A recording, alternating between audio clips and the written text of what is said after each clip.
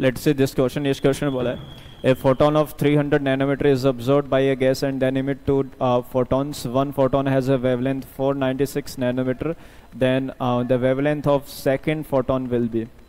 तो एनर्जी जितनी अब्जॉर्ब करेगा गैस का मॉलिक्यूल उतना ही एनर्जी ये इमिट भी कर देगा.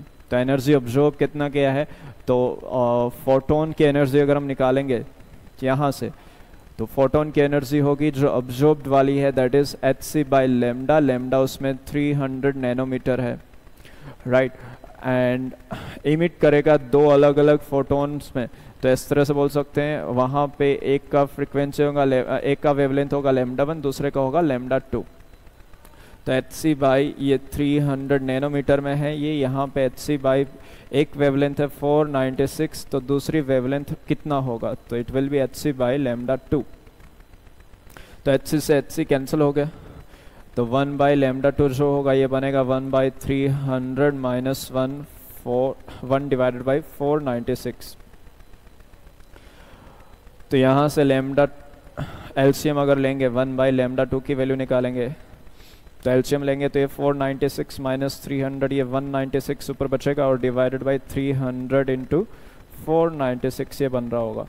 तो लेमडा 2 यहाँ पे बनेगा आपके पास 300 इंटू 496 डिवाइडेड बाई 196. अब 196 से अगर हम इसको डिवाइड करेंगे तो इट इज़ अप्रॉक्सीमेटली 202 टाइम्स जाएगा. तो 2 टाइम्स इसका वैल्यू कितना होगा, तो 392 वैल्यू बन रहा होगा. इसका दुगना करेंगे तो उसके इसमें डिफरेंस आएगा आपके पास 104 का, राइट. एंड फिर ज़ीरो हम लगाएंगे तो ये जाएगा 200 अप्रॉक्सीमेटली. ये वैल्यू बन रही होगी 5, तो ये 2.5 के आसपास इसको कट कर रहा होगा. और 2.5 इंटू 300 हम करेंगे तो 1 0 से 1 0 कैंसिल, ये 750 के आसपास बन रहा होगा वैल्यू, 759 वी कैन से. तो it will be 759 nanometre. Option A is the correct answer for this question.